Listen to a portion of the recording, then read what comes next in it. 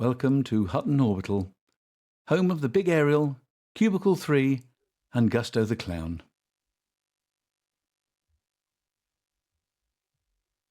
Love is in the air, every sight and every sound. Hutton is a sea of pink and red. Hearts and tiny cherubic arbalistas adorn every surface.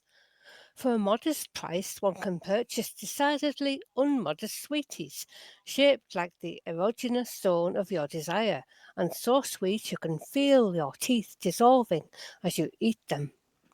Gusto has been arrested, and his helium-filled phallic balloon creation bobs forlornly up at the ceiling near the bar. McThargoids have put candles on all their tables, which should cover the smell of it. The ground crews over at the docking bays are getting in on the action with a little stall full of out-of-date chocolates, cheesy cards, made from real cheese substitute, and bunches of dubious-looking flowers. The staff at Wonders are wearing their Valentine's Day outfits, which are backless and frontless. Oh, if you haven't thrown up in your mouth yet, you've all replaced all of the benches along the parade with love seats so people can snuggle. Yes, that's got it. Never mind, you'll feel better soon. But all is not lost. Through the sound of faces being sucked, cooing lovers calling one another improbable and sometimes anatomically unlikely pet names and enormous bog spaniels, biting would-be horny devils on the arse, a voice chimes in. Whoa, I feel sick now. Our mics are live. Oh, missed that one. Pass the sick bag.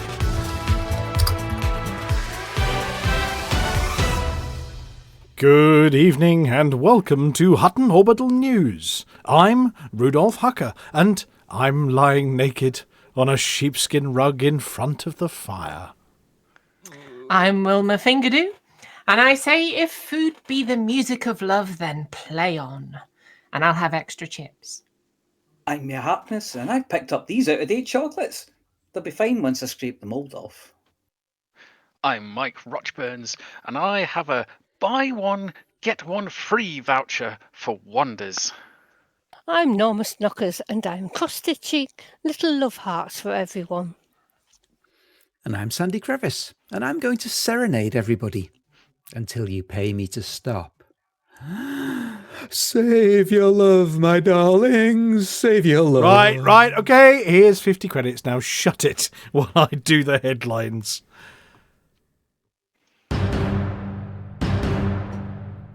Hutton surprised as Alvin statues removed across the galaxy.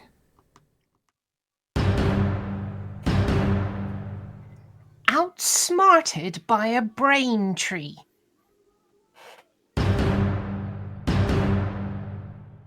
Something funny happened while searching Galnet for Raxler, yeah. Rubber bouncy bump for CGs explained.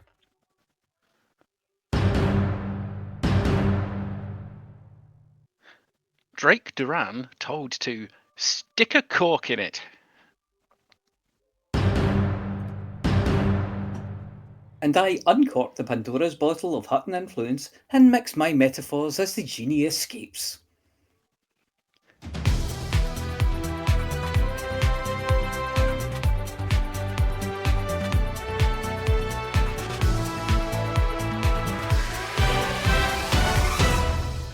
First, this evening, a furore has erupted after the Hutton Orbital Truckers Cooperative, that's us by the way, expressed surprise and mild confusion after statues of Alvin were suddenly removed from public spaces across populated space following a mysterious copyright claim.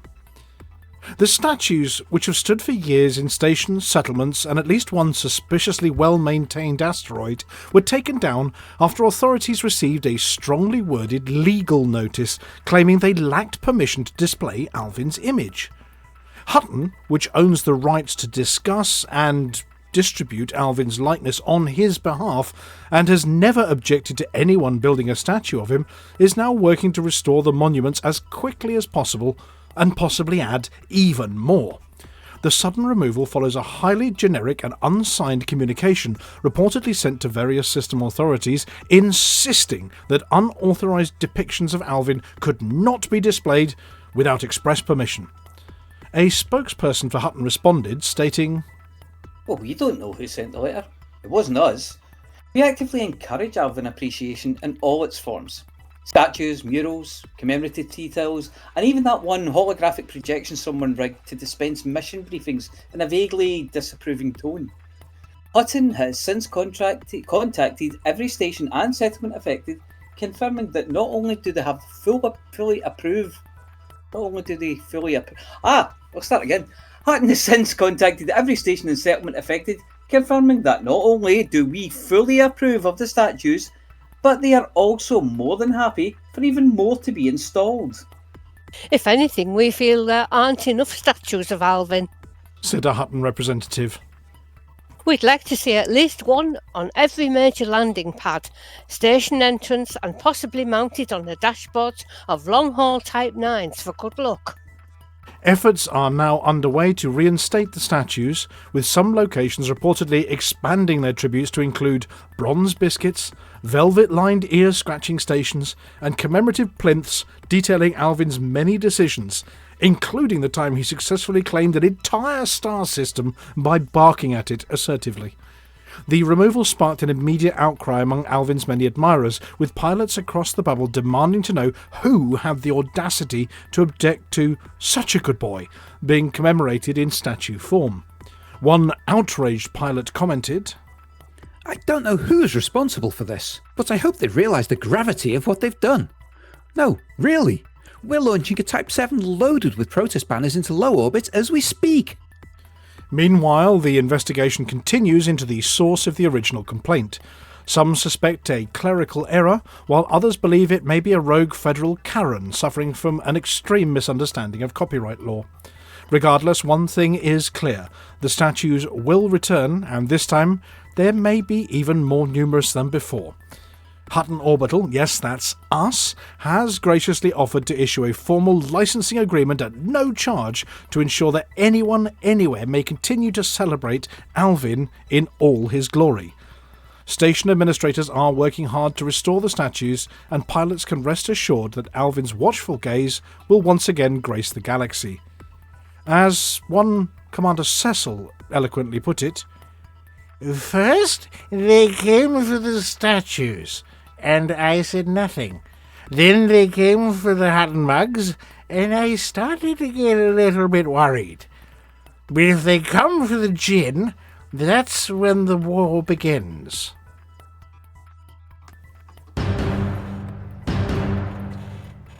Deep within the barren expanse of a distant world, where the only notable features are an eerie assortment of what xenobiologists generously call brain trees, an incident of significant scientific and possibly philosophical importance has occurred. Commander Gleitfrosch, explorer and noted risk-taker, found himself in what can only be described as an unprecedented entanglement of technology and biology. The image received by Hutton Orbital News shows an SRV scarab in what appears to be an unscheduled inversion, nestled into the branches of one such brain tree, wheels aloft in a posture reminiscent of an upside-down tortoise contemplating the choices that led it there. His accompanying statement, outsmarted by a brain tree, raises numerous questions, chief among them, how exactly does one lose a battle of wits to a stationary plant? Early theorists suggest that Commander Gleitfrosch may have been conducting an experiment into the interactions between vehicular momentum, arboreal resilience, and gravity, or more accurately the apparent lack thereof, in decision-making at high speed. Some experts have suggested that the SRV's notoriously twitchy handling characteristics combined with the enthusiastic application of lateral thrusters may have been contributing factors. Others posit a more daring theory, an attempt at leaping from tree to tree in true frontier lumberjack style, which, given the result, may require a reconsideration of the career path and an abandonment of his choice of suspenders and a bra as suitable exobiological expeditionary accoutrements. A spokesperson for the Universal Cartographics Exploration Division, upon being shown the image, simply sighed and muttered something about biological obstacles before forwarding the matter to the Department of Unintended Consequences. There is, of course, the possibility that this is not an accident, but rather an early attempt at symbiosis between synthetic and organic intelligence. Could this be the next step in SRV autopilot evolution? A desperate bid to absorb the superior strategic thinking of a rooted sessile lifeform? The idea that brain trees could influence decision-making is, well, at this stage, purely speculative. But given recent advancements in bioengineering, it may be worth reconsidering the role of plant-based processing power in vehicular navigation. One leading scientist at the Hollow Skull Bioscience Institute commented, "It's entirely possible that prolonged exposure to the complex, neural-like structures of the brain tree has triggered a latent desire for arboreal existence in the SRV's onboard systems." He then excused himself to go lie down for a bit. Artists, based at the Onion Head Academy of Art and Daycare Centre, suggest that it represents the eternal struggle between progress and nature, speed and caution, hubris and photosynthesis. Commander Gleitfrosch, speaking exclusively to Hutton Orbital News, or he would have done if we'd managed to get hold of him, might have remained philosophical about the incident. Yeah, they say it, nature always finds a way. I didn't expect it to find a way to park my SRV upside down. He might have said. I mean, he also could have added that extraction efforts were ongoing and that he would be having words with his ship's computer, which to date has not stopped laughing.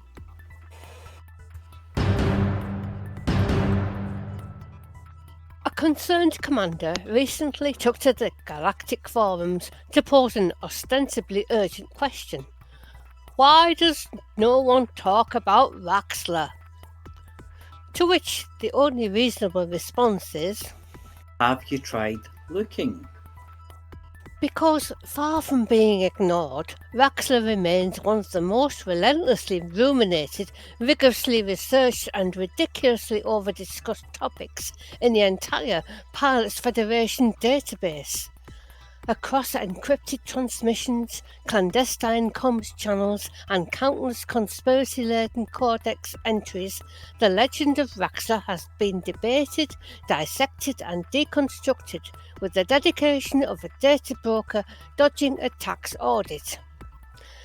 One might even suspect that our dear question-asking commander has fallen victim to a phenomenon we can only describe as Raxler blindness. TM, a rare cognitive condition wherein an individual is exposed to such an overwhelming deluge of data on a subject that their brain, in an act of self-preservation, simply ceases to register its existence. A tragic irony indeed to be surrounded by so much speculation, yet see none of it. Of course, there is always the more sinister possibility: deliberate redaction. Could the true Dark Wheel, not the factional upstarts claiming the name, but the real, whispered in the shadows, quality pulling the strings of history Dark Wheel, have scrubbed all records of Raxler from this particular commander's data feeds? Perhaps they watched as he typed his forum post, nodded in quiet satisfaction, and resumed their usual business of definitely existing and not at all being an elaborate narrative device. Some believe Raxler is a place, others a technology, a gateway, a state of mind, a simple yet stubborn typo. Whatever the truth, one thing is certain. People never stop talking about it. Whether it's theorists poring over ancient cartographic charts, explorers chasing tenuous clues across unremarkable systems, or bored bar patrons spinning drunken speculation into dubious reality, Vaxler remains the single most enduring enigma in recorded galactic history. Well, after why does the anaconda have that cable hanging down in my view? So, why does no one talk about Vaxler? They do, they always have. You just might not be listening.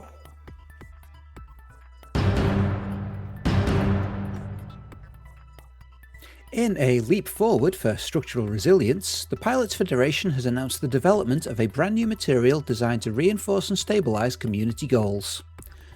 This remarkable substance, which exhibits unparalleled flexibility, durability and resistance to high-impact unforeseen nonsense, has officially been named Elastinium, TM.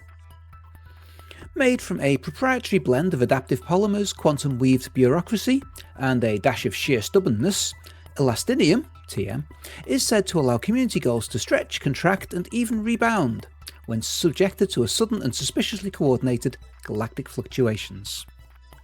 To ensure its reliability, the Bureau for Advanced Logistics, Load-Bearing Structural Adaptability and Contingency Kinetics, that's BALSAC for short, conducted extensive stress testing on Elastinium, TM, simulating a range of real-world scenarios, including the exponential participation surge, in which Elastinium, TM, successfully absorbed more contributions than originally estimated, expected or even remotely planned for, without snapping under the strain. The sudden unexplained system disruption, where a carefully balanced community goal was subjected to a complete and instantaneous shutdown of all functional infrastructure. Elastinium TM flexed, adapted and reconfigured the parameters seamlessly. The High Velocity Shenanigans and Hysteric Impact Test, or High Velocity Shit, wherein an array of pilots were encouraged to do their worst. Elastinium TM not only survived, but allegedly retaliated by subtly shifting its completion tiers in real time, baffling participants. Dr. Priscilla Bouncewell, lead researcher at BALSAC, expressed cautious optimism. We've never seen anything like it. No matter how hard we try to break it, Elastinium, TM, just wobbles a bit and then rights itself. Frankly, I think it might be sentient. It's the most resilient material we've ever developed. Stronger than the elastic in Yuri Grom's Y-fronts. And believe me, we've tested that too. The results were eye-opening. A spokesperson for the Pilots Federation addressed the rationale behind the development of Elastinium, TM. Community goals are a vital part of galactic cooperation, but recent, let's call them enthusiastic environmental variables, have demonstrated a clear need for more adaptability. Pilots push boundaries, markets shift, entire systems inexplicably implode, sometimes all at once. Our previous framework had a tendency to snap under pressure. Elastinium, trademark, ensures that no matter what happens, the goal will hold firm, bend when necessary, and if all else fails, bounce back into place like nothing ever happened. While Elastinium, TM, is already being implemented across future community goals, researchers at BALSAC are reportedly developing a secondary material, bouncy rubberbolium TM, designed specifically for high-velocity diplomatic incidents and sudden jurisdictional reinterpretations. For now, however, pilots across the galaxy can rest assured that their cooperative efforts are reinforced with the very latest in cutting-edge flexibility science, ensuring that community goals, no matter how wildly unpredictable events become, will always be able to take the hit and keep bouncing forwards.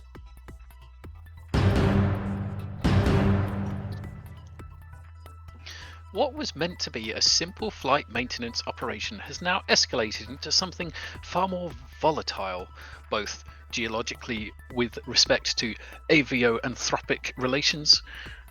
Okay, as a complicated word, I'm going to say honk onyx, as Commander Drake Duran finds himself once again at the centre of escalating avian-led crisis. Last we heard, Drake Duran narrowly escaped becoming an ice monster's midday snack by masquerading as a penguin, only to find himself fully adopted by the very creatures he was trying to imitate. Now, with the local volcano beginning to emit ominous smoke, the situation has taken a heated turn. The source of the geological disturbance remains unclear, but scientists have postulated two potential explanations. A perfectly natural, totally non-threatening volcanic awakening, a theory championed by geologists who insist that... Sometimes volcanoes just do that. True that. The alternative and far more worrying possibility that the feral penguins have reactivated their mysterious death ray, either as a means of controlling the volcano, deterring rivals, or simply because they enjoy the spectacle of molten rock spewing across the landscape. Whichever is true, one thing is certain: the penguins' honking has reached unbearable levels, and the local settlements is desperate for relief. Having developed a peculiar rapport with the penguins, through means he prefers not to discuss, though it did involve the discovery of an abandoned cache of kippers, a grabby arm usually used for picking up things from the floor when you've got a bad back, and the words, "No, eat these, not me." Drake Duran has been dispatched to negotiate a de-escalation. This could involve persuading the penguins to dial down their apocalyptic tendencies, or, in a more extreme case, finding a way to cork the volcano itself.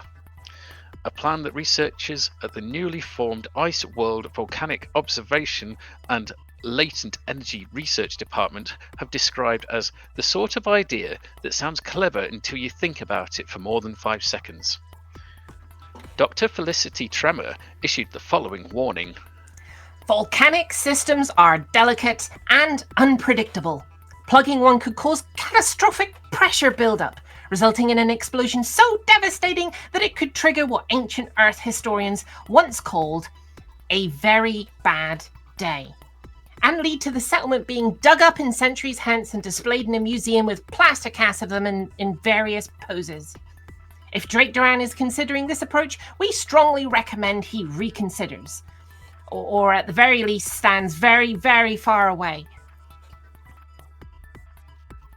Despite these concerns, Drake Duran remains flipper deep in Sven-Iskidik negotiations. Yeah, I'm not sure either. A brief transmission from his comms unit suggests the mission is proceeding with mixed success. I think they're listening to me. Either that, or they're deciding whether it tastes better slow roasted over lava. Can someone please confirm if penguins are capable of tactical deception? The answer remains unknown. What is known, however, is the volcano continues to rumble, the penguins refuse to stand down, and Drake Duran's chances of peaceful resolution remains as wobbly as one of Cecil's landings. Welcome to the Hutton BGS bit, where we tie the door of the Hutton incident room to the door of the infirmary across the corridor, knock on both, and run away giggling. Good news, everyone! We have finally expanded into a system we can make our own. LHS 332 has 2 lovely ringed gas giants and a ringed icy world, so will be a lovely spot for miners and bounty hunters. Station-wise, there are only 2 outposts, so I wouldn't go rushing in with anacondas and tight lines just yet. A smattering of Odyssey-style settlements provide the mission runner about town with some opportunities. Okay, fine, look, it's a dump, but it's our dump and I quite like it. It grows on you, like a fungal infection.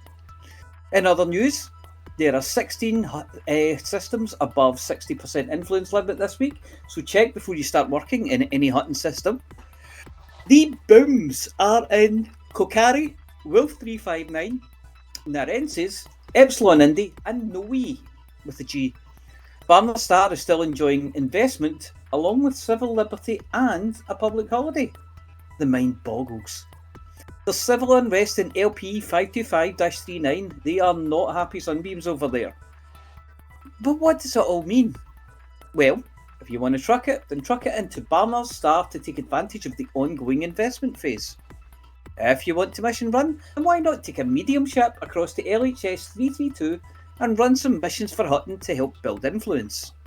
And if you want to shoot it, make your way across to LP 525-39 and give those unruly locals a taste of laser. And that's it for this week.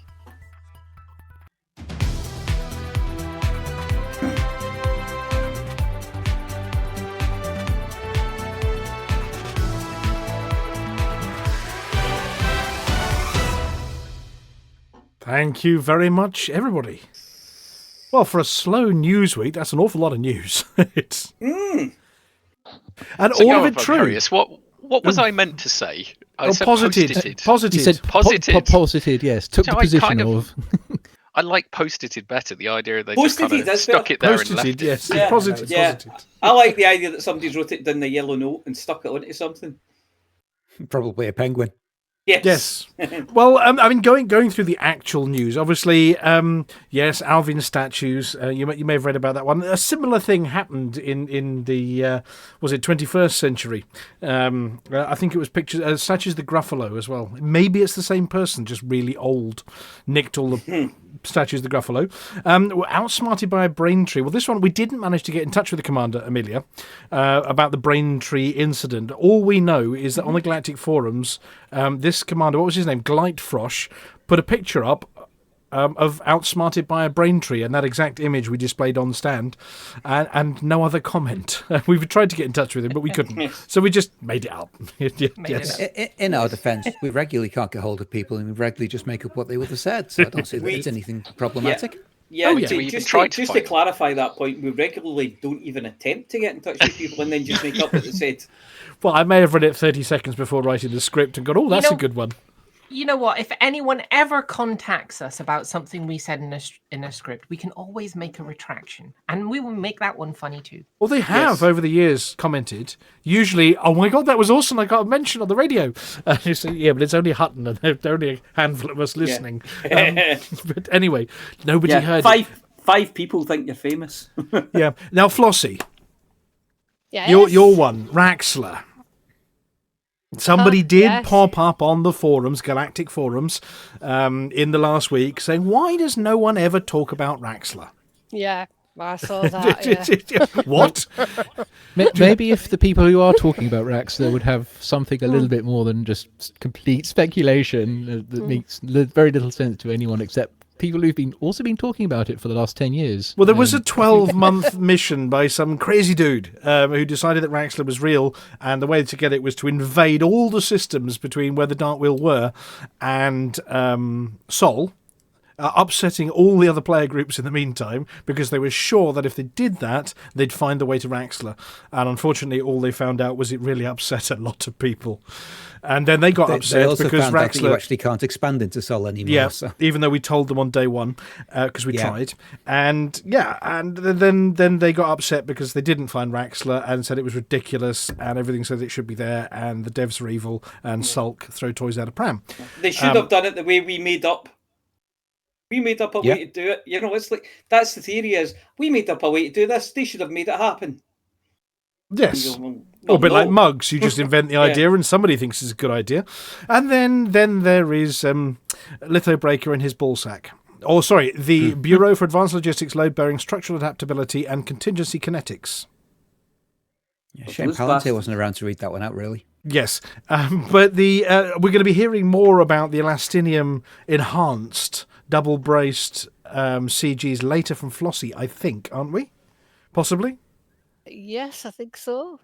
Yeah, because the CG did undergo some high-velocity shenanigans and hysteretic impact testing by certain nefarious commanders. It even hit X, what was known as Twitter, and other outlets. That yes, nefarious things were going on. But you can report on that for us later, a bit, maybe? Yeah. Can do, yeah. Yeah, I mean, we're very happy, though, that they've added this new elastinium trademark compound to CGs. I think it was the best compromise, really. Yeah, and obviously, if it gets even worse, they can add the bouncy rubber ballium brackets trademark as well, just to make sure, they keep going. Because more CGs means we don't play that song. Yes. Personally, I definitely. think that's the main reason why they're doing it. Possibly. I hope so. and then, of course, for our very own little Grey, the pictures. I mean, you may have seen on screen there, that was a mug with a Hutton logo. It wasn't a Hutton mug because Hutton mugs were too fragile to take to this ice planet, but that is actually one of the Hutton patches down in the Antarctic with Drake Duran, as we mentioned a few times over the last few weeks. He did escape from the penguins. He did reply to us from the Antarctic, say he'd escaped from the penguins, and then sent a picture of what the penguins were doing, which was lighting up that volcano, which, as you can see in the picture, was smoking in the background. A bit ominous. They're very deadly. Thousands of miles of flat, one volcano, you can see it from where you are, and the thing starts smoking. It's right. But yeah, so thank you very much to Drake Duran for sending us in more pictures from the Antarctic. And anybody who wants to see those, apology officer. Yes? We're not going to apologise for anything, but where might one find expedition notes from Commander Drake Duran down in the Antarctic, if they were looking? There's a special channel. There's a channel. Is there a special channel? Yes. I know nothing. On the Discord. There's no point, but I know nothing about Discord. All right, Lithobreaker. There's no point. Valkyrius, somebody. It's a channel called Hot ODF Brrr, because it's both hot and very, very cold. Are you sure that's what it is? Are you sure that's what's on that channel? Yes, and Yes. yeah, you'll see plenty of pictures in there of Drake Duran's expedition to the Antarctic and seeing what Hutton truckers get up to when it gets really cold and there are penguins about. And seals, and I think there was an orca in one of them, but not the flying kind, one of the swimming kind. Yeah. Is penguin skittles still a thing? Penguins? When you fly over them with a helicopter and they Penguin all fall over back. skittles. Penguin skittles. Oh, you're not allowed to interfere with the penguins, but there was a penguin by the British. I was only talking about penguin skittles. Penguin skittles. Oh, you can have penguins or skittles. You can't have both. And in fact, Flossy's not bringing the chocolate anymore to the studio, so you can't have penguins. The penguins you can only have prefer skittles. M&Ms. Yeah. They suck all the chocolate off the outside with their beaks. There was also a story about a Gen 2 penguin that adopted a big digger down on the British Antarctic expedition. It decided the big digger was its mum. So every time, right? So every time they tried moving the bucket of the big digger, it decided to climb into the bucket and not move, which completely stopped the building of the new runway because the Gen 2 penguin wouldn't get off the big digger. What happened to the Gen 1 penguin? What? What happened to the Gen 1 penguin? Or is that a terrible joke? It's probably driving the digger. Didn't get away from the digger quickly enough.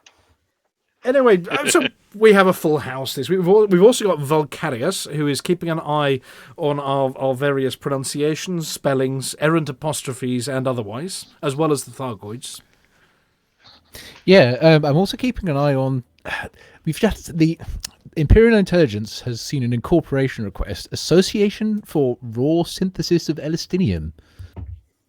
Wait, what? The raw synthesis of elastinium. Brackets trademark. Yeah, You've got to say the brackets TM, otherwise we'll have to get the apology officer on you. Oh, yeah, they did include that, but I think they're just playing around because it spells arse. Well, no different, of course, to the other agency involved in there, the Bureau for Advanced Logistics, Load-Bearing, Structural Adaptability and Contingency Kinetics. Anyway, they wouldn't dream of doing anything that spelt something rude, would they? Really? Arse. Right. Hopefully they don't do anything else with contingency kinetics, whatever that means. Contingency kinetics. I don't know. It's sort of throwing things at stuff just in case, possibly. I don't know. So it's well into the year now. We've stopped saying Happy New Year to everybody. It's nearly Easter. There are Easter eggs on the shelves. It's probably nearly Christmas. So Frontier live streams. No. No. Not yet. No. Soon. Soon. In the brackets- immortal words of builders everywhere, 2 weeks. 2 weeks. We are 2 weeks we be. I see we are 2 weeks from any kind of answer. From Well, the- apparently they're going to be giving away some secrets about what they're up to this year. So not just this colonisation malarkey, but there were hints that they might be continuing sort of showing off in advance. What do you reckon? 5 new ships for this year? 6. 6? The Cobra Maybe 8. Mark 6? The Python Mark 3? The Adder Mark 2. Type 7 Two. Mark II. A small federal ship, a medium imperial ship. They're like filling some of the gaps. But if we're going to quote Arthur from ECM last year, definitely no effing sperm whales. I think that's what he said, wasn't it? Or a paraphrased. Close enough. Yes. Or narwhals or things. But we did like the Kraken from last week. I think you guys mentioned the Kraken last week, didn't you? But Yeah. somebody claimed Yeah. dibsies on that. Somebody from Saud Kruger, I think. Sad Kruger. Who sounded mysteriously like Flossy, if my memory serves me right. Yes. That was Amelia. Well, I suppose as a must have been segue into the next bit in that case, are they still up there? Of course they are. Are they? They are. Yeah, They're coming out you want to soon? bring them home. Are we on space news? Because I haven't heard any news. This is, as I said, this is the segue. This is the segue bit into All right. space news, you see. Ah, Yeah. Oh, them. That's Donald yeah. told his buddy Elon to bring them home, so of course they're still up there. Yeah, but Elon's too busy reading everybody's tax submissions to bring anybody home. Or am I getting controversial there? Maybe a little. Right, well, I suppose I've got some space news here. Okay, I've got a button. Wait, I've lost the button. It's been weeks. I've been away doing stuff. It's next to the other button. No, but it's not that one. It's not that one. Oh, it's this one. Hang on. Yeah, the one on the other side. When you don't know where to get more space news, space news, space news, space news, space news, space news, space news, space news.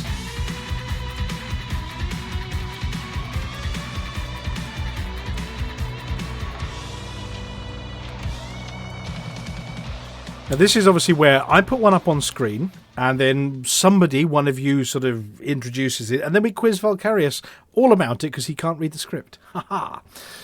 Isn't that how it works? Close enough. You mean we pretend that we've looked at the article before we put it on the internet and hope for the best? Is that what you mean? Yeah.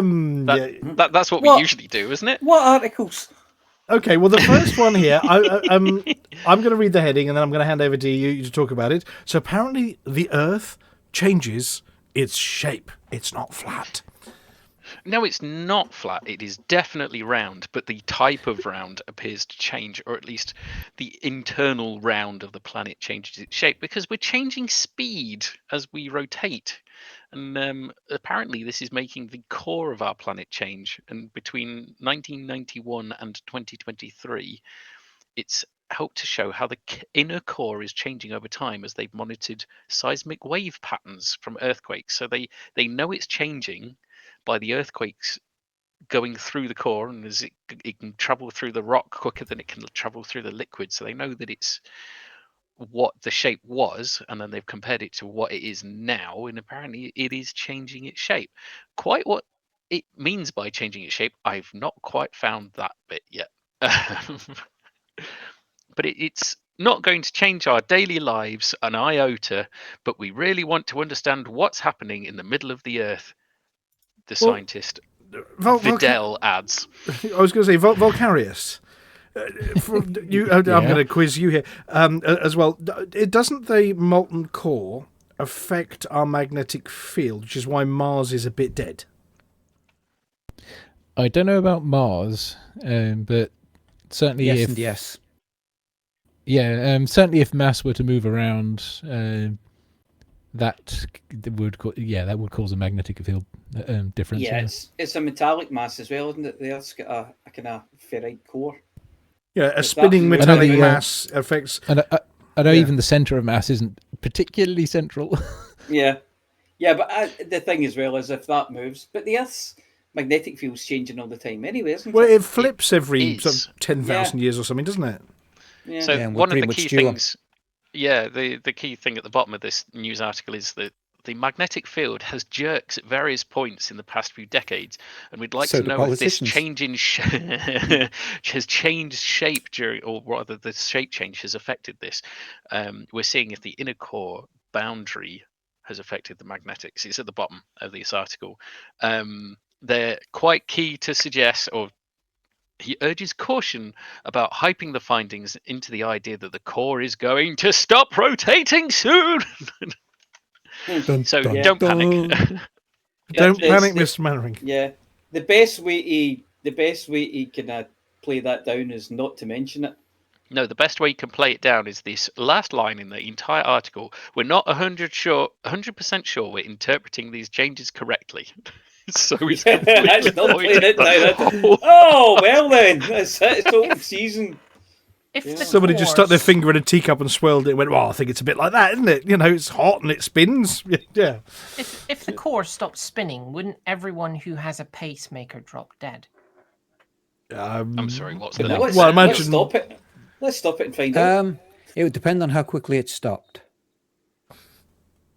If it stopped suddenly enough, then potentially there'd be enough of an induced electric current that would cause a lot more trouble than just people with pacemakers. Yes. If it well, yeah, I stops mean, suddenly birds- enough, we'd all fucking have a heart attack. Birds would start hitting things. Yeah. Well, the I'm more solar thinking flares that would it stopped suddenly barbecue you. You know, there'd be a smell Yeah. of burning Amelia and... Yep. It would Bring another- down power lines. There's another thing that magnetism does. I heard that I think it's like foxes, at least foxes, possibly others. When they hunt, they pounce in the magnetic direction. And insofar as they have a greater success rate when they do it, and if they go against it, then they have a less I have success that. rate. Yeah. So it'll probably screw up or radically change how animals hunt. I think there's some kind of wild cat does the same thing. That exact same thing. And that with birds flying north for the winter or something and getting really Yeah. confused when they get eaten by polar bears. Yeah. There's some If they gems use in this magnetism news to- story. Yeah. If Even they worse- use magnetism to determine north, yeah. Yeah. And even worse if it's penguins flying north. of the Which is winter. why they should have used Velcro and big fans and not the magnets. Yes. Shall I leave you with a lasting comment from the Oh, last yes, statement from please. this? The press writer has stated, the inside of our planet is an extremely mysterious place. The core is about 4,000 miles from the Earth's surface, and despite the best efforts, scientists so far have been unable to reach it. Yeah, no shit. Well, I mean, the cost from British Rail on getting that far, you know, southern trains to do 4,000 miles. To be fair, I don't think how- they've got through the mantle yet, have they? I mean, That was why that would was you? kind of my question. It was how far what's the They haven't deepest? got I through suppose the I should. crust yet, have they? Not Oh, the even crust, We're yeah. not. slightly. You were not through the crust. Yeah. We've never been through the crust. We've never even been halfway through the crust. No, There's a I've massive- seen that Brendan Fraser version of the film Journey to the Centre of the Earth, and there were dinosaurs Yeah. down there, okay? So, I use that one for flat earthers when they say, you know, the Earth's flat. I say, how can it be flat and hollow? The Kohler Super Deep Borehole. Yeah, that's 40,230 feet. 7.6 miles, 12.2 kilometres. yeah. okay, deeper than the so Mariana only Trench.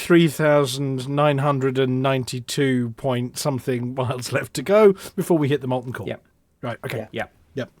Just Wouldn't checking. you Yeah, want to drop- that's you 12, wouldn't- 12 kilometers. Yeah, 12 kilometers. The radius is 6,500-ish kilometers. Yeah. So Fun fact, all these deep trenches we have on the Earth, like the Mariana Trench, you know, and all the mountains like Everest, but if you were to shrink the Earth down to the size of a marble, it would be the smoothest marble that ever existed. Mm. Yeah, because they're Yeah. just tiny little ripples on the surface. Yeah. Right, and here, Yeah, okay, so the next article is another one that Amelia didn't see. Another. This one is just for you, and there's a good reason for why you didn't see this one. You were upside down. Yeah, no, Nobody saw this because coming. you weren't in space. That'll be why. Yeah, I just spotted Damn this it. one You and know, thought it was missed pretty it cool. again. I could have been in space, you know, but Yeah. here I am, stuck on Earth. Yeah, but do you really want to book a 3-day holiday and end up there for 6 months? Yes. Yes, I'd have to do 2 definitely. space Yes is the short and long answer to that. Yep. Okay. So, Gray, you put this one in. Yes, an I did. astronaut. I just thought it looked pretty. I mean, that's about the extent of that one. I'm we sorry. go. I There's the video. Yeah, that's enough. There you go. Ooh. But Is it's there just a kind universal of. symbol about to go across that? It does feel like that. It gives up the light pokes out far more than I would have expected it to, which There's is entirely ribbons, the wrong term. horizontal sorry ribbons about with those. vertical spikes. Yes. Yeah. I recently saw some pictures of Jupiter's northern lights, Ooh, yeah. which were stunning and massive. Well, Yeah. Yes. Because it's got such a big magnetic field as well. Because that's a big spinning ball of gas and other things. But yes. Okay, so the next one, Amelia also didn't see because she wasn't under the middle of the Mediterranean Sea. Damn it! I could have been there this weekend, but I missed it. Yeah, You but could have you're been in planning that on missing ball. being in space at the time, so Yes. you can't do both at once. It's a long time to hold your breath either way. I know, right? It's also pretty So- cold. Yeah. Yeah. In both No, cases. it's not. Look at the sunshine. So this thing you're looking at the moment is a telescope, believe it or not, and what they're doing. Is this from the This- Round Telescope Society rather than the Flat Telescope Society? That's the one. Or the Tube Telescope Society. That's the one. They're submerging this rather odd looking light bulb of a thing. If you look at the third picture along, it literally does look like a light bulb. They're submerging this thing 2 miles underwater, and the reason they're doing that is they're trying to reduce the amount of interference and things that they pick up by accident. And they've submerged it, and it's been working, and they've actually managed to pick up an ultra high energy neutrino. Now I don't know what that means, but it's exciting because it means it's working. And it has Means it's ultra excited. and it has lots Well, ultra high literally, yeah. energy in front of it. Well, it has to be ultra high energy to have made it that far underwater. Nope. Is the concept? Nope. No, No. Nope. go on. Neutrinos will pass through several light years of solid lead and not even blink. But, okay, so the fact This that one they was detected unusually that- high energy, but the fact it was underwater just means that they don't get random crap that isn't neutrinos detected by the neutrino detector. Yeah. That is They're what I passing meant, but they're yes. passing through you at the moment. Billions of them are passing through you at the moment. My side is passing through me at the moment as well. But Yeah, we'll take a pee break in a minute. Yes. You should. It's okay. There's no rush anymore. Right. Well, apparently the things it detected were measured about 120 quadrillion electron volts. What? That's quite a lot. That's quite a lot. Yes. Electron volts are really, really tiny amount, though. Yeah, But 120 Spoiling. trillion of a really tiny thing is still quite a Yeah. lot. Don't go spoiling it with your facts. How many bananas is that? Or is it supposed to be capybaras these days? Oh, it's yeah. I like to use both measurements just to keep everybody happy. Oh, put it in context. It's 10,000 times more Okay, energetic than the particles made by the world's largest particle accelerator, the Large Hadron Collider. So Well, it's 10,000 okay, I times. just- Yeah. I just looked it up. That's actually quite a lot. So it's I was just 100 looking up the LHC. in Go on. normal volts. It's 120 petavolts. that's Yeah, Right, but so electron where volts does- are a measure of energy more than they are of voltage, weirdly. So is a petavolt above a teravolt, Yes. which The is next one up. above a Giga. gigavolt, which is above a megavolt, Mega. which is above Yeah. a kilovolt, Killer. which is above a volt. Yeah. You can stop there. Yeah. Wow. That's a Interesting. lot of energy. Well, here's the thing. Apparently, neutrinos have zero charge, zero size, nearly zero mass, and zero interaction. So they're Yeah. nearly imaginary, but not quite. They're a bit of a nothing of a particle. Yes. which Yeah, is why but it's so if you amazing could- we detected it. This is why I'm excited about this, and But I if we don't feel could I get should be, hold but of- I am. If we could Well, hold even a tenth of that energy, or 100 of that energy, that's fucking incredible. Yeah, it's impressive that a detector that small was successfully spotting neutrinos. They usually use things like the ice cube, which is a cubic kilometre of ice in the Antarctic. Wow. Yes, weren't They they also doing these have, experiments on our previous visit to the Antarctic by Hutton? One of the things they were refueling down at the Australian Antarctic base was, Yeah, I think it was. one of these detectors down there. Yeah. I see what you mean in terms of energy. It's 0.2 joules, which Which is 0.2 not 0.2 insignificant. 0.2 joules in a ball bearing can make it hurt pretty hard if that's kinetic energy. So for a little subatomic particle, it's a massive amount. Yeah. Yeah. It was. They've got a bit more detail about specifics of it. It was a muon neutrino for anyone who is of cosmic origin that will have passed through 140 Or a cat. kilometers of rock and seawater before reaching the Muons aren't detector. neutrinos. I think you'll find that It's we are about- all of cosmic origin. That's what the fourth paragraph from the bottom is what they're suggesting, which I thought was neutrino called a muon. Like what? A type of neutrino called a muon, I should say. Maybe I misread it. That's what it says. Muons are not neutrinos. Just Sorry, that above is a the bit about completely black holes. that is a completely different species of subatomic particle. I'm just trying to catch it. No, the what does sentence where it says ARCA, A-R-C-A, which is a type of neutrino. No, called which a is muon. Yeah, it was a type of neutrino called a muon. The So article I does would- say that. Yes. So either way, I'm still impressed that how much it's travelled for, and as you say, the just luck of this being found is huge. So I'm going to go away and research what an ARCA is now. Yeah, see you later.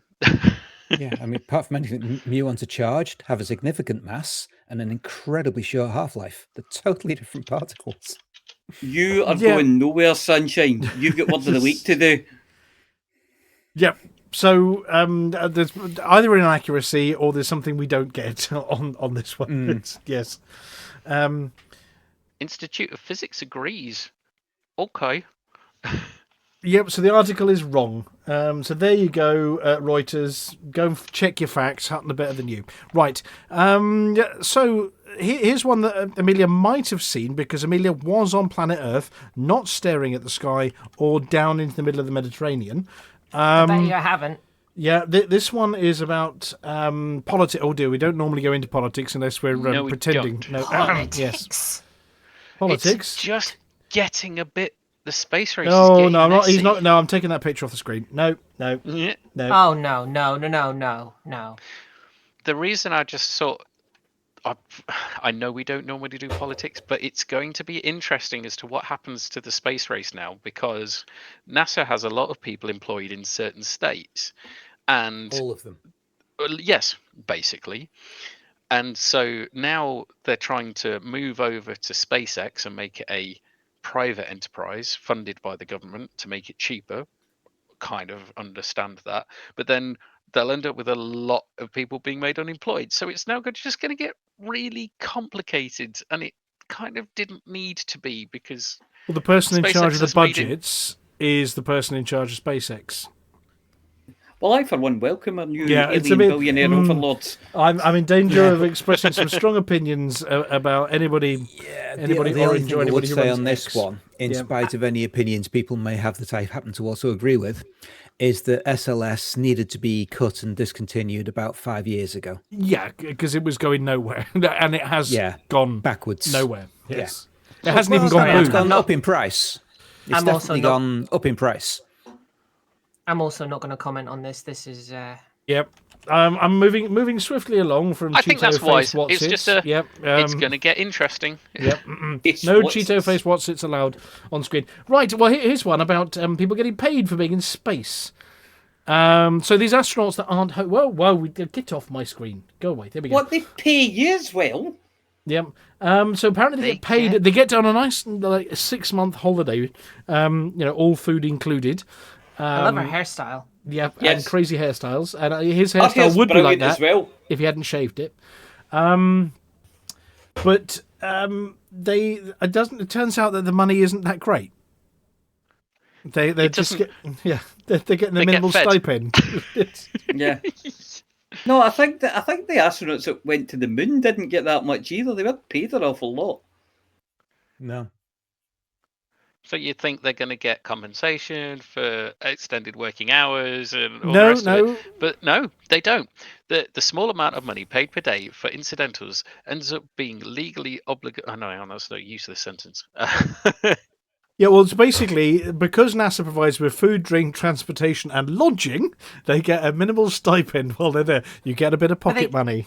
Yeah. They get to go to space. That's the thing, Yeah. isn't Well, it? you get your regular salary plus a small stipend plus Yeah. all of your food, lodging, and everything else paid for. You don't get danger money or extra bonus for doing spacewalks or having a cool God, shot. no. No. Don't be ridiculous. Um, People would pay extra for that. Yeah, so hopefully Be paid somebody's, extra. fed the would. dog and let out, they took the bins out while they've been crikey, yes. Yeah. Well, while they've been nobody's up there. filling the bins up, so they don't. I don't know. It depends on whether they cancelled the milk and the papers. Well, yeah. I think if I was handling that type of employment, I'd probably offer it like toil. So however long you spend up there, it would be the same as if you're out on the site from a regular job for the weekend. You get toil. Time in lieu, yeah. So you get how many? So 6 months, all the weekends back and the evenings, and so basically they probably get to take at least 3 months off when they get home. But then they'll probably get lots of pennies won't for do, going to though. do talks. They won't do because they'll They need tried to. that with us in work actually last year. The toil argument for all the access that we were doing. So we explained that would mean that we would all be taking off the entire of September, October, November, and December, and they backed off and did something different instead. Hilarious. Right. Well, I've switched back to various generic space news pictures because Asteroid Watch. No, this isn't a new thing done by Garmin. This is something else. So somebody tell me all about Asteroid Watch. Well, we briefly mentioned it last week, and when we mentioned it, we said that there was this asteroid that had been spotted on December 27th, and it had a 1% chance of hitting the Earth in And it 8 isn't years' a time. Tesla Roadster. No, it is a fairly fucking big asteroid. It's between 40 and 90 meters across. This is a Tunguska event. It's going to be 100-kilometer blast radius sort of thing. Yeah, it's a city killer. Yeah, it's no laughing matter. But since last week, they've been watching the orbit carefully, and by Monday, Tuesday, they decided that 1% chance was actually 2.4%. Now, by today, it's back down to 2.1%. What's actually going on is they've got a pretty solid reckoning of its path. They know where what direction it's going in and how long it's taking to get there. But they've narrowed down the exact time that it will be crossing Earth's orbit in 8 years' time to about a 16-minute window. So 16 minutes out of 8 years. That is pretty good precision. It's incredible. But not good enough. Right. So, Because but this. for 2 and a bit % of that 16 minutes, Earth is also crossing the asteroid's orbit at the same time as the asteroid's crossing Earth's orbit, which means that there is a 2 and a bit % chance that somebody is going to have a very bad day. So it went from 1% to 2.4 to 2.1%. Yeah, it's big error Okay. bars, and as they're shaving bits Yeah. off the error bars at each end of the plus or minus, and So, but I mean, this time, next when week, it was we should be building an ark. 2.4%. Well, When it was this is 2.4%, one that it was Amelia going to does be- want to miss. Yes. Yes, definitely. Yes. And It- I heard that if it does hit, it's probably going to hit in southern Africa. There's actually a picture in the script that people can see, but I'm not sure if David can get it up on screen. There's possibly not. there's a nasty arc of transit which crosses right through the south of Central America, north of South America sort of thing, skews all the way across the Atlantic, slashes a gash straight through the middle of Australia, carries on, and finally crosses the whole of India. And just before it hits Why China, is India so small on that picture? That's not right. I mean, it's about the size of slightly Cornwall. odd projection map. Yeah, It's I a know. slightly The oddly same projected projection map. makes it tiny. Yeah, it's definitely not quite right there. Because India's big, and yes. No, it misses. According to this, the line's not going through Australia at all. No, India. Yeah, It India. just stops just short of China. Did I say Australia? Good grief. Stops, yeah. So yeah, it's fairly close to the equator all the way along. And to be fair, there's quite a lot of ocean in that line as well. About That half doesn't of it. necessarily make it Yeah. better, though, does it? Yes. Yeah. It does if If, it's if, the it, if ocean. it's the ocean, unless it's very close to a coast, it'll be that's interesting. big drop in the Nothing more ocean. than that. Yeah. No big literally. waves. And if it lands on that only point for where a they few drop all the miles around it. satellites, those dolphins are going to get another headache, but 100 kilometres I mean, away. if- Yeah. But If we it are is- not talking tsunamis or anything. It will not cause those. So Point Nemo. That was it. Look at how big Antarctica is. yeah, again, bad projection map. Yeah. Terrible map. You got to think that map has been unfurled. It's like a Yes. globe, and it's been Yeah. unfurled, so the top and the bottom are kind of really distorted. Stretched. Yeah, they're stretched out when they wouldn't be. Yeah, I Yeah, mean, so, the UK is bigger than Spain there. I'm not sure that's right. Yeah, that's definitely not right. Its closest approach to Earth, best guess, is about 120,000 miles. Okay. So that's really close. Yeah. Plus or minus visible. 1.5 million. But it's not as big as the asteroid that caused that big dent where the Gulf of Mexico is. The Gulf of America. Not mean mentioning that. Mexico. No, You no. mean the K2 event? You mean the Yep. K2 event? Yeah. Yes. Extinction No, of the it's- dinosaurs. Yeah. It's very, very much Tunguska scale. So Yes. Yeah. nasty blast. About Trees fall over. 100 megaton sort of volume. It's a city killer. If it comes down in a populated area, it will be Ouch. horrible. Yep. Yeah. Um, Of course, there have been missions in the past to redirect asteroids. No, that was a And, movie. No. The DART mission redirected. No, they've yes. actually done it. Totally can be done. But the problem is that if it's going to miss and you try and redirect it and you mess it up just a little bit, you might end up just moving that red line. So given that the only country on that red line with a realistic space program is India, if India tried to push it along and mess it up, they could land it in China. And I don't think the Chinese would be very happy about that. Yeah, well, they've got a space program as well. So they could push Yeah. it along a bit. They And can push it up to Russia. They can push it across to Alaska. Are we going to play ping pong with an asteroid? Sorry. This is sounding awfully like the Yeah. worst community goal, like competitive. Fun. Sorry. Made fun of fact, seeing as elastium. Yes, trademark. Fun fact, seeing as we mentioned the K2 event, did you know that the Earth has been through 5 extinction events already in its lifetime? Oh, yeah. And there was one point where it was like 95% of all life was wiped out. It was insane. Mm. And they believe that we are entering another extinction event now.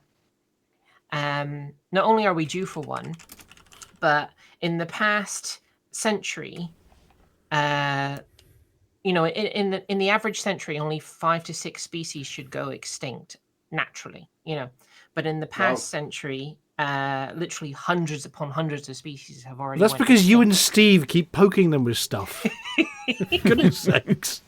I've listened every week to your Galnet Rares digest, and no matter how rare it is, Amelia's there licking it or poking it with a stick. Yeah, and the amount of Well, time if I Steve, don't, who will? and the amount of time Steve's been pregnant after meeting them, they should be multiplying, not going extinct. That was a false pregnancy. It was. He just had the ick or something. Yeah. Right, Volcarius. Hey. If I end this, hang on a second. I'm going to end this one now. I think that's it for the space news. Thank you very much to our news hounds.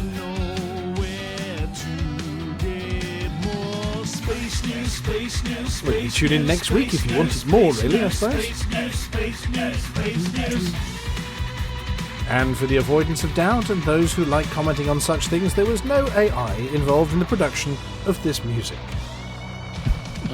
Your Just a question cow. was Just a Although cow. it has been suggested in chat that an LLM may have been involved in writing that article that we were picking holes in. Well, yes, but that wasn't us. We were reporting on somebody else's reporting. but Exactly. Yes. Precisely. Yeah. You see, this is why if we the- don't use them to write the news. hopefully, if you plan to talk about the Thargoids, then you're going to ask me something specific. Because Well, I'm going to play your theme tune. I might cut it off succinctly, but hang on a second. We'll flying high in the black face, the Thargoid threat. Chariots leads away, no fear, no regrets. Guys are tight as breath, saving humankind. Together we'll defend, never fall behind. Whoa, keep your lasers flaring. There we go. Still Take it the away, coolest theme tune Volcarius. we got. I mean, they're still in the California Nebula. They're still in the Coalsack, which is by the Musca Dark region. They're still around the Pleiades. Right. That's where they are. And there's still That is bits of them all the orbiting places Earth. where they are.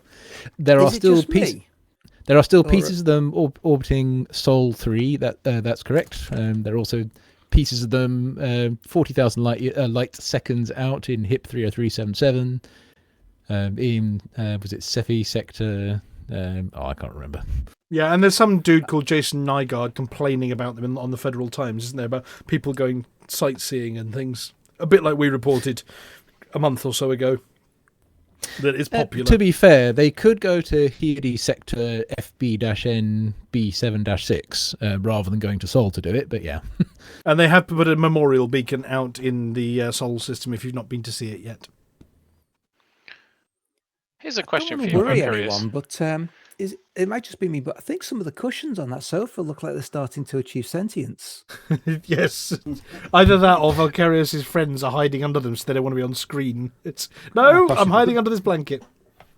BV-YB3. It's Cepheid sector BV-YB3, I think, is where Oya was.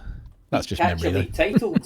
The Oyo So- Maelstrom. I remember, or you could go to HIP 8887. That's where Ligong was. I'm going to have to look up the actual list if you want more. What No, is it's stopping okay. us going full genocide and wiping out the Thargoids completely? Well, there's a permit Why lock on can't they Col just- 70 sector.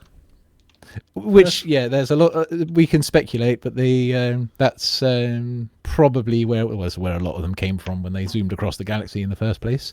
That, and there are, as explorers will know, and probably everyone here, you can find Thargoid remnants like sensors and such in every sector of the whole galaxy. Yeah, a bit As like in you can they've- find they've- crashed spaceships of ours in every sector of the whole galaxy. Or, oh my goodness, there's an SRV stuck in a tree. How did that get there? Well, it's some dude must have left it. Something that has never had any use to us yet, as in there's never been any in any research around the galaxy, is Thargoid wakes. So when Thargoids disappear using the frameshift anomalies, they leave a Thargoid wake. At the moment, we don't have any use or way to scan them for anything useful in determining how they actually travel. So that seems to be an open area of research which could be explored. Galnet has also reported that there's a lot more for galactic research just to be done with the Titans. That I has not smell yet a been CG. done, so. This was several months ago, and there hasn't been one yet. But. Well, maybe they're building up to it. Maybe it's one of those long, stretchy pieces of elastium or something. Okay, well, thank you very much for our update on that. And obviously no sniff of any Guardians yet either. Apparently not. All we've got is the remaining Guardian AI units, which, well, apparently wiped out the Guardians, but are still pottering And this around bizarre the, various person that ruins. was the human hygoid, teeth back in. Human Are you talking about hybrid. Seoids? That's the one. No comment from them. Sort of, So, wouldn't say a hybrid, but something Azimuth did to Seoids has granted hive mind access. Haven't heard anything about the meeting with Utopia. Haven't heard anything since about the Thargoids invading the mind and learning where Sol is, apparently. Yeah. Apparently just still chilling on the Oren Miller. So. It's just gibbering at the wall and doing things in crayon on the padded side of it. Yeah. Okay, well, thank you very much, Volcarius. No, there's no fight anymore. He's a pacifist.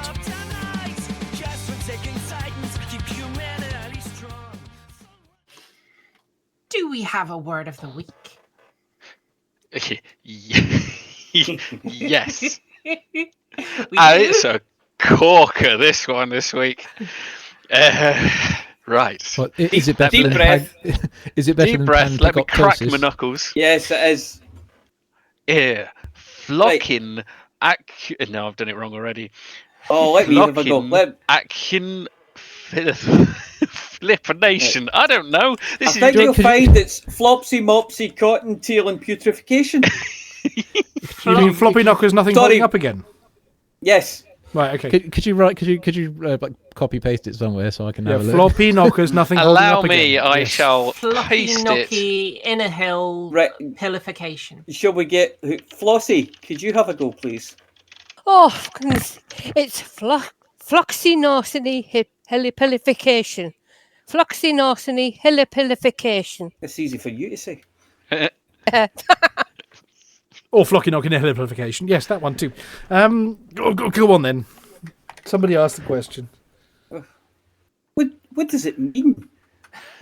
The action of estimating something to be worthless. How very dare you? Can you use it in a sentence, please? Probably not. After some Flossy incarnation, the insurers reported Hutton did not need either structural or contents insurance. So let me get this After right. some floxynosiny helipilification. The insurers reported that Hutton did not need Flocky nilly helipilification. Well, yeah, that's close enough. It started and ended with the right Flossy's letter, so, what? yeah. I'd take offence if I was Flossy. Floxy. Floxy. Not Flossy. Inoculation. Flossy. You've renamed yourself. Okay, you are now Floxy. Okay, Floxy. I mean, is it Placid, Floxy or Nadia, Flocky? Philip. Floxynosiny The new helipilification. recipe. Yep. Yeah. That looks like someone took the word hallucination 3 times and then just tried to make a new word. Floxynosiny nilly helipilification? Oh, it's getting closer. Oh, yeah. Floxynosiny helipilification. That's what she said. Are you sure it's Floxy and not Flocky? No, Floxy. No, it's Floxy. Floxynosiny Floxy nilly helipilification. Yeah. You know what? Helipilification. Floxynosiny helipilification. Yeah, you know what? It's coming across your screens in the form of a ticker tape. I'm going to Right, let you okay. Yeah, on. it's got to. Yeah, It comes take from a it while. comes from the Latin. So flocus is a wisp, norcum is a trifle, nihilum is nothing, and pilus is a hair, and fication on the end of it. So it is a wispy trifle, nothing hair. Okay. Oh, it should be naya. So Nihil, flocky, Latin, yeah, flocky. Yeah. I'm just, Nihil. Flocky, knocky, nihilipilification. Yes, flocky and knocky, knockum, nihilum and pilus, or pilus meaning a hair, and fication on the end. Yep. Yeah. But yes, it's a But if wisp I- of a trifle of a nothing of a hair. That's, yeah. There you go. Excellent. Wow. Yes. Yeah. Yeah. Blue I was supposed to do. states, it's a waste of time created by some Eton boys. does sound like a bit of flim flam. It has that. Flim flam. Yes. Yes. Yes. Right. Okay. And we're going to go over to, as the apology officer now for some of this. Space facts, lots of space facts. What do you need to know? Think from Hutton straight to your brain. Right. Just so you know, we use the word space, fact, and week very, very loosely. Sagittarius A star, the great black hole at the centre of the Milky Way, is subject of this week's space facts. It's quite new to us. In 1933, Karol Jansky discovered the bright radio signal coming from the centre of the galaxy and named it Sagittarius A. In 1974, the compact and bright component was discovered. Then, in 2002, they decided it was very exciting and put the star on it. It's compact and bijou. Sagittarius A star could fit within the orbit of Venus. It's hefty. Despite its size, it has a mass of about 4 million times that of the Sun. You can go there. It's in the game. Commander Zulu Romeo was the first person ever to reach Sagittarius A star in game. Say what you see, and as you'll have heard me saying, its name is pronounced Sagittarius A star. The asterisk shows that it's an exciting and/or important radio source within the Sagittarius A region of the Milky Way. And they're not wrong. It's hungry. It recently woke up to munch on an asteroid, and then in 2022 had something bit bigger, resulting in very large X-ray flares. Mugshot. Also in 2022, the Event Horizon Telescope captured the first image of Sagittarius A star, and the image shows a bright ring of hot gas orbiting a dark centre. In the countdown, its name is an anagram of tartar sauce. It isn't really. And that's it for this week's Space Facts. Space facts, lots of space facts. What do you need to know? Think from Hutton straight to your brain. I mean, you So- could have had me with that tartar sauce. Yes, it was close enough. It was close enough. Another It one you literally could have added wasn't. on So the end of where- that. I where in even had to tartar- check where- that one. Where in tartar sauce is the letter G? Nowhere. Or the star. On the star, yes. Another fact you could have added, the abbreviation for it is spelt SGR but pronounced Saj. Yeah. Tartar sauce. Tartar sauce. Yes. Yes. Right. Hold on. Okay, if we're ready, Flossy. Yes. So I'm back to traditional intros for you now, because we do have some brought to you specially by Elastinium brackets trademark and Rubber Bouncy Ballium brackets trademark, some CG news. Yes, we do.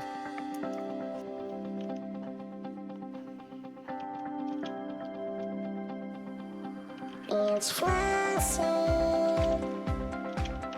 It's Flossy. It's Flossy. It's Flossy. And the community goes. Hello, Flossy here with this week's CG news. The second week of the current CG was progressing well until Monday's tick put the system into lockdown. Apparently, player action had caused this to happen, and pilots are now being asked to do bounty hunting in an attempt to lift the lockdown and hopefully allow the CG to continue. The CG has been extended in the meantime until 2000 UTC next Tuesday to allow any commanders to get their data submitted, especially if they've been gathering information for the whole time. A pilot's alert was put out shortly after the lockdown started. A rogue group of commanders have driven Brewer Logistics in HIT 90578 into lockdown in an attempt to sabotage the latest initiative. Commanders are called on to bounty hunt within the system to break the lockdown and allow the initiative to continue.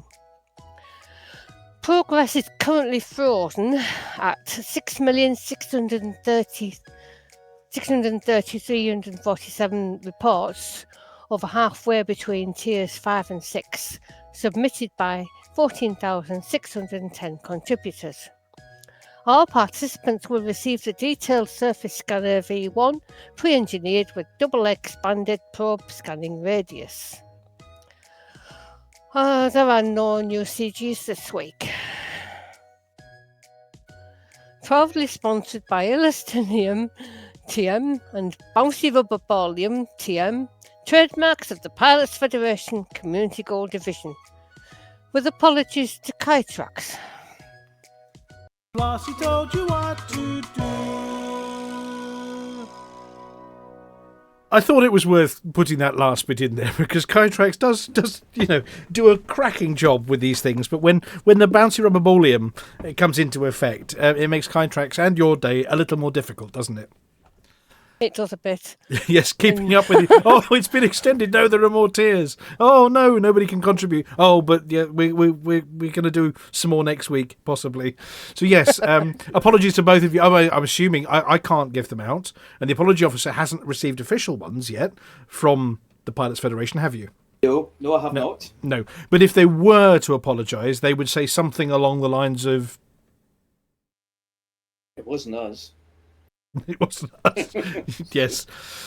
Right, Amelia, you did say recently you've been enjoying sort of a renaissance in your exploration of the galaxy and discovering rare things that you can't even buy.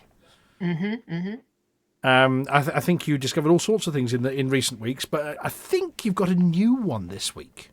Yes, I know. A new one. We like new ones. We do like new ones. Well, it all will become very, very clear very, very shortly when I find the button. Here we go. I think there's a button here. If you hear him talking, then we know we've got it right. Hang on a second.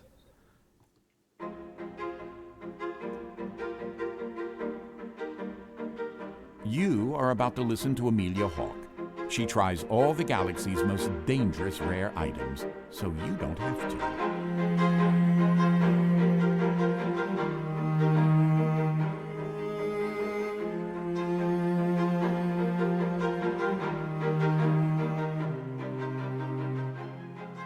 There are certain words that send a shiver down a pilot's spine. Unstable, reactive, unpredictable. And then there's Seoid. I first stumbled across the word in an ancient copy of the Flight Trader's Manual, half buried in the sand near a wrecked Cobra Mark I. The ship has been there long enough for its hull to be mostly sandblasted away, and its pilot to be entirely absent. The onboard commodity guide is still open to a page marked, "Do not under any circumstances." The entry? Seoids. Seoids are a rare, geode-like mineral found in only 3 known locations in the galaxy. At first glance, they appear to be unremarkable, dull, egg-shaped stones, often buried beneath the surface of their respective worlds. Inside, however, they contain intricate crystalline structures forming delicate webs of iridescent filaments and deeply refractive nodules that catch and scatter light in dazzling ways. I mean, they should be one of the most valuable gemstones in the galaxy. They should be prized by collectors, jewelers, and high society show-offs looking for the latest rare bauble to pin on their ridiculous outfits. But instead, well, they're a bloody menace. First, the ones we know about from the book. Ortidian Seoids, beautiful, highly structured, and catastrophically volatile. Once cracked open, they immediately shift phase and detonate, releasing a cloud of superheated metallic gas that removes nearby life forms from existence in a deeply inconvenient manner. Onririan Seoids, less explosive, more selective in their lethality. These ones are light sensitive, and when exposed to sudden brightness, their inner crystal matrix undergoes a spontaneous reaction. The result? A miniature but enthusiastic plasma burst, turning anyone holding one into a fine mist. Then there's the third entry, Digebitian Seoids. The only one no one has ever officially mined and catalogued. If they share the same chemical instability as their cousins, they're another ticking time bomb waiting to ruin someone's day. But if they don't, then they might be the first sealed variety that is inert, beautiful, valuable, and most importantly, not immediately fatal. Now, these aren't their current names. For some reason, they've been deleted from galactic catalogues, which is not suspicious at all. Probably just some forgetful intern cartographer. I've decided to go looking for some of these Digebitian Seoids in the hope that this kind is finally safe to mine, worth a fortune, and of course worthy of being reported on. Of course, not just the value, the science! Hardly in the margin of this pilot's handbook, someone has scrawled the coordinates. So I grabbed my vibro pick, a spade, and a very reluctant Steve and his hover barrow, then set course for Digebiti. Digebiti is a world long past its prime, the kind of place that used to have oceans and an atmosphere, but now only has wind, dust, more dust. I can still see the tide marks from when the seas decided to pack up and leave, carved into the cliffs like fossilized disappointment.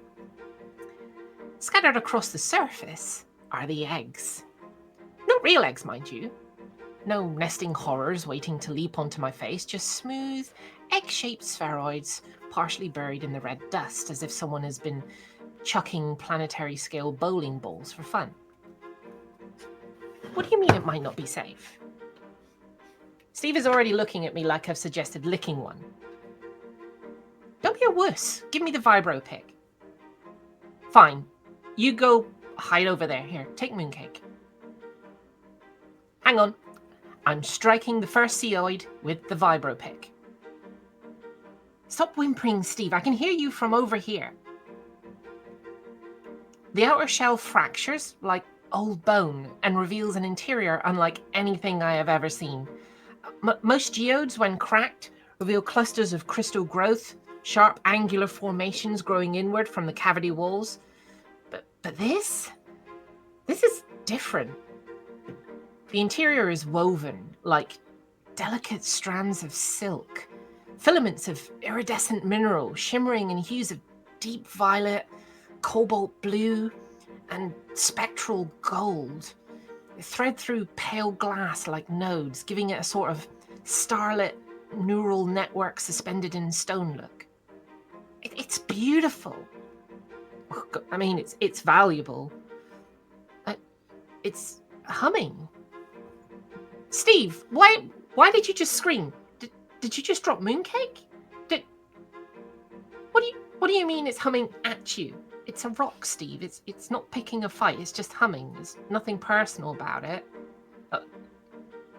Okay, I'm back to my Seoid.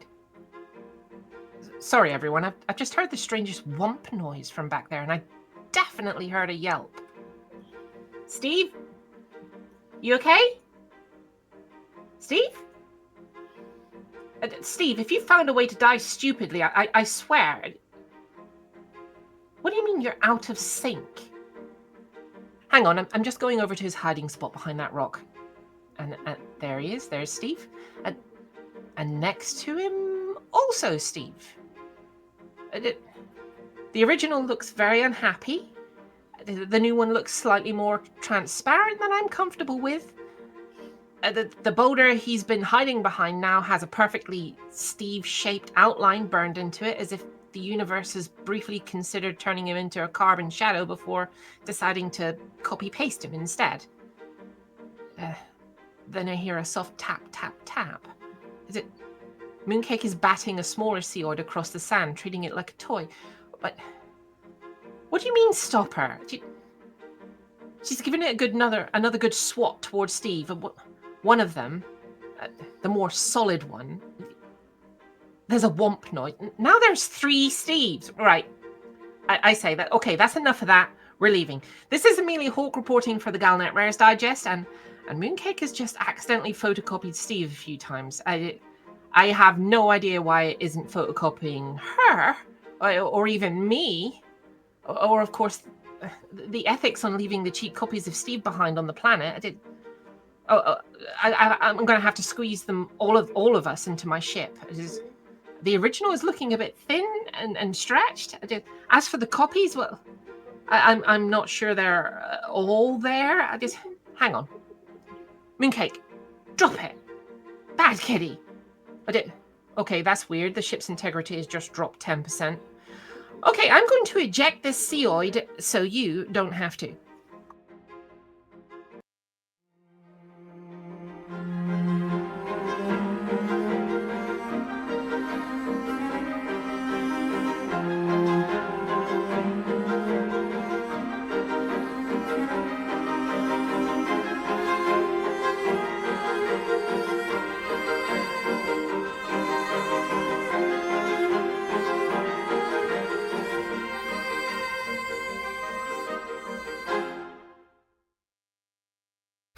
Bad kitty.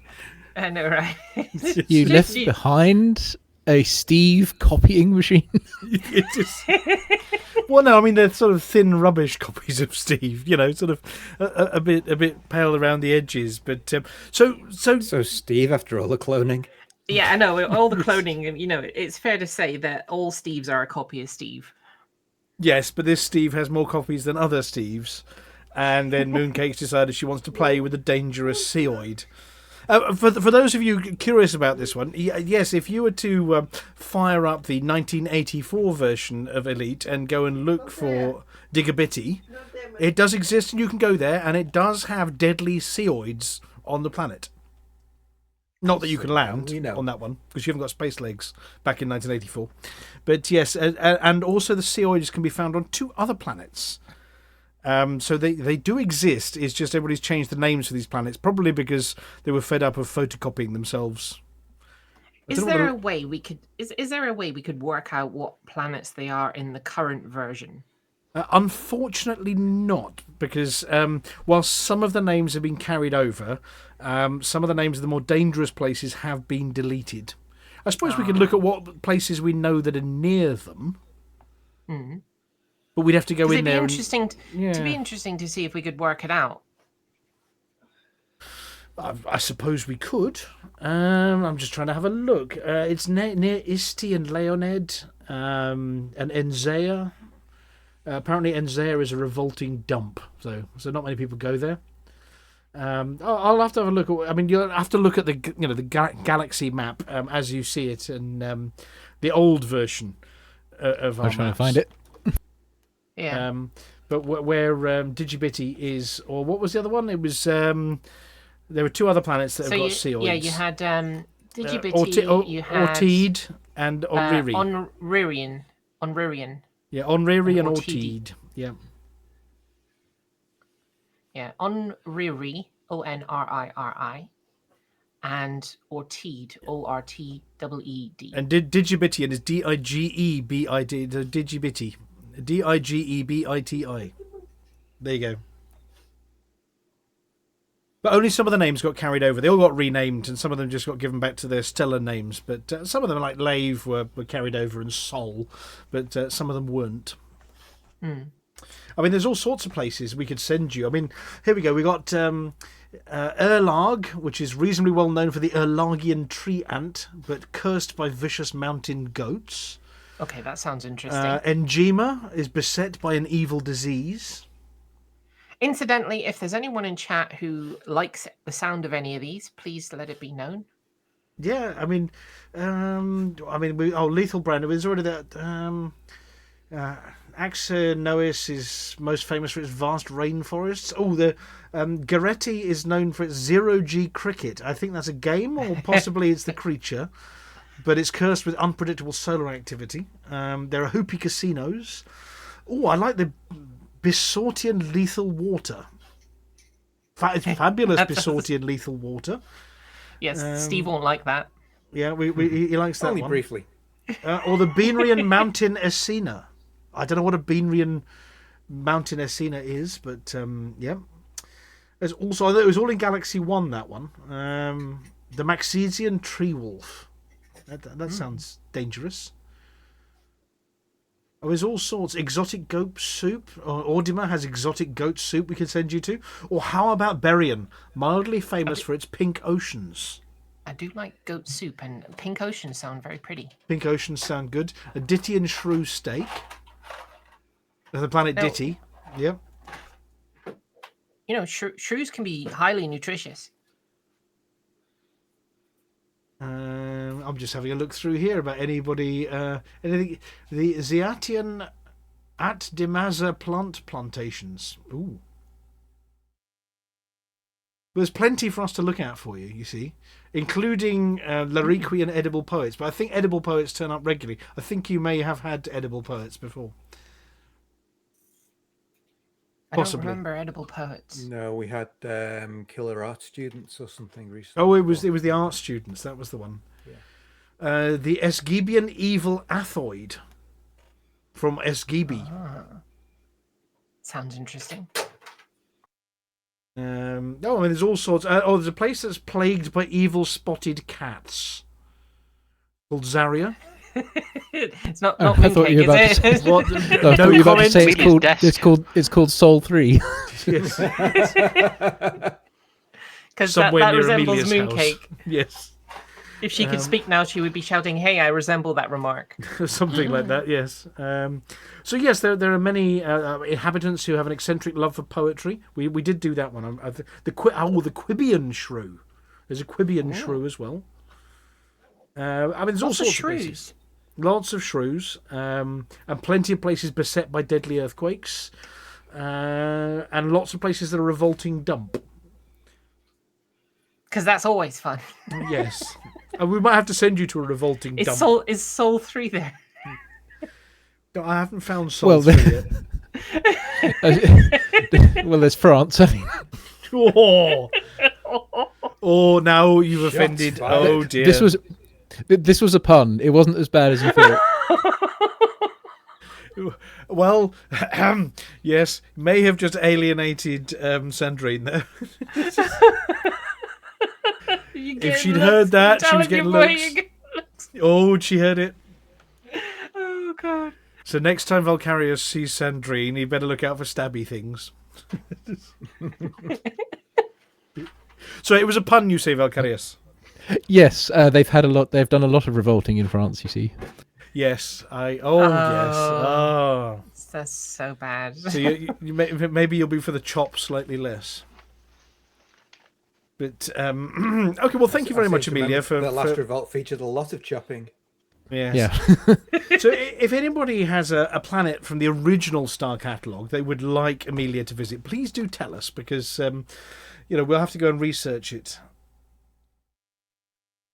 Oh, there's a place that's got fabulous monkey burgers. Not just normal monkey burgers, but fabulous monkey burgers. Now, are the burgers fabulous or the monkeys fabulous? That's the thing. The monkeys are so fabulous, they make the burgers out of beef. There could be monkey-made burgers, yes.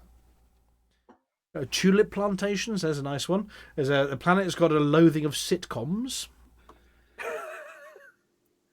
Is that called Sol 3? I was just about to say that. Oh, Mammadian deadly lobstoids. That sounds fun. Should we send Steve and you to go and investigate deadly lobstoids? Lobstoids does sound interesting. Yes. And I do like shellfish. Mountain slugs. I think you can get a cream for those these days. There's a planet that's noted for mud hockey. That's definitely Sol 3. Yeah, we'd better not go there. Some of the graphics it brings up from the photographs may not be suitable for display. Yes. Well, I mean, there's all sorts. Lethal spotted yaks on Veon Quat. Lethal spotted yaks. Well, see, we've got weird rock formations. Isn't that the one down on one of our planets? The Exino artifacts, aren't they? Weird rock formations. Well, in all fairness, we have covered a lot of weird rock formations. Well, yes, and there was the was it Cherbone's blood balls? What was the gemstones that were sharp? The blood red ones that were dead sharp. Yeah, that was the blood boars. Blood boars. That was yes. BORES, not BOARS. That's got a whole different mental image there. So yes, there are loads more to do. In fact, I'm just looking through there. Well, we know how many, because there are 255 by 8, aren't there? Mm-hmm. Oh, well, that's how many more weeks you've got to do this. Does every single one of those have a rare item? Yes, no, I mean... that's a distinguishing characteristic. Tiamasin has exotic fish cutlets. I mean, some of them are just plagued by occasional solar activity, which Amelia would miss, because otherwise she'd see the Aurora Borealis. Yeah, so we can't go to those ones. And the boring worlds, there's only so many boring worlds you can do before we have to switch off. But anyway, so there's loads. So if anybody has any particular preferences about where we send Amelia for next week, then do let us know. Right, does anybody have any AOB, any other business? ECM. ECM. Well, it's happening. Yes, it's 16th of August. It's in Coventry. And yes, tickets will be going on sale soon. I got waylaid with parental hospitals and biopsies for people, and you know what I mean. I hence why I wasn't here last week either. So I got waylaid. I have another business on the BGS bit. Ooh. We've been invaded. What? We have been invaded accidentally. Someone did it to us for a change. Right, okay. Oops, I fell on Hutton. Oh, no. Oh, yeah, they fell in our hag hole. Oh, God. I didn't even know that before I said that. Okay, right. Yes, they even state, although the name made me chuckle, we have no intention of making gains there. Okay, I'm going to have to jump off. We'll catch you guys later, okay? Good night. Bye-bye. Cheers, mate. Bye. The nobles of Dagar have accidentally expanded into Hutton space, so they'll shuffle their way out eventually when they realise what they did. Oops. Well, they sent us a message, did they? They did, yes, Turn the right at the BGS beginning of the thing. show. Turn the Oops. BGS bit on Discord. Right. Well, we'll let them off. We'll let them off. Right. Well, is that the AO of the AOB? OB? Yes. Yes. No? For the mug? Let's just say yes. Right. Yeah. Okay. So we're going to do the credits in a minute, and then we're going to go raid somebody. So we just need to pick a target for our raiding. So who are we going to pick on this week? Let's have a look.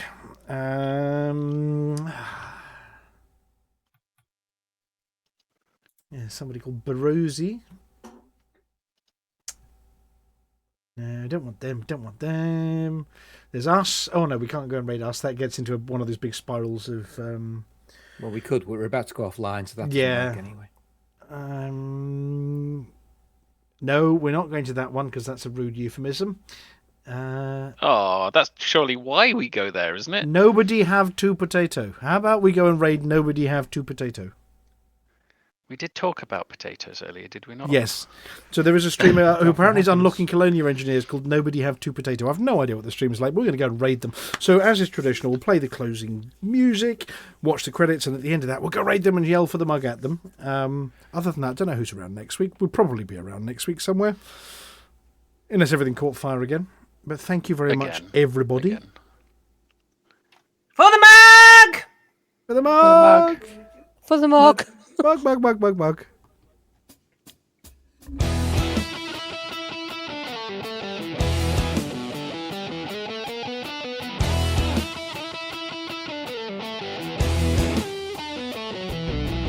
No journey too long and no cargo too small. The profit margins never really mattered at all. We're gonna take the cargo where it's needed today. Super cruising all across the Milky Way. We'll take anything, anytime, anywhere. Loading up the T-9s to the brim with grain. For the mug, yeah, you know just where we're coming from. For the mug, now everybody sing the Hutton Trucker song. For the mug. Flossy always seems to crash into the sun. Swivel likes the pilot on the Xbox One. Alvin at the front, you know he leads us well. Trucking across the galaxy, now everybody yell. For the mug, yeah, you know just where we're coming from. For the mug, now everybody sing the Hutton Trucker song. For the mug, yeah, you know just where we're coming from. For the mug, now everybody sing the Hutton Trucker song.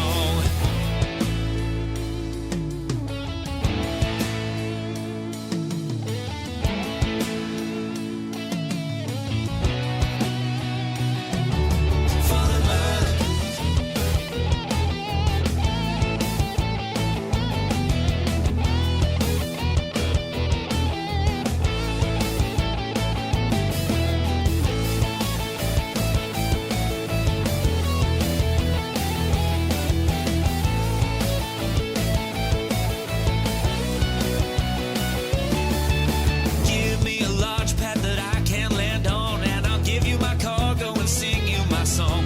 No part 22 light years to go. Cruising to Hutton, whoa. No journey too long and no cargo too small.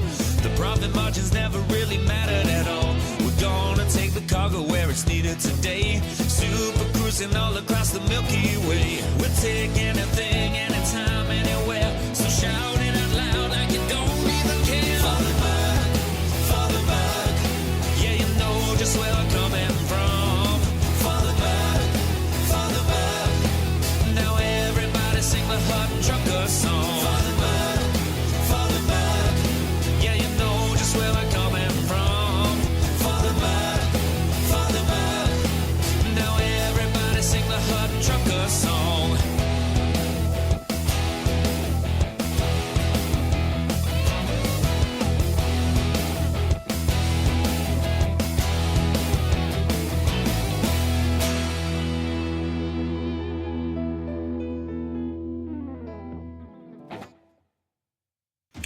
Well, ladies and gentlemen, we're very sorry, but that's the end of the show. Everyone's buggered off now, so why don't you bugger off too?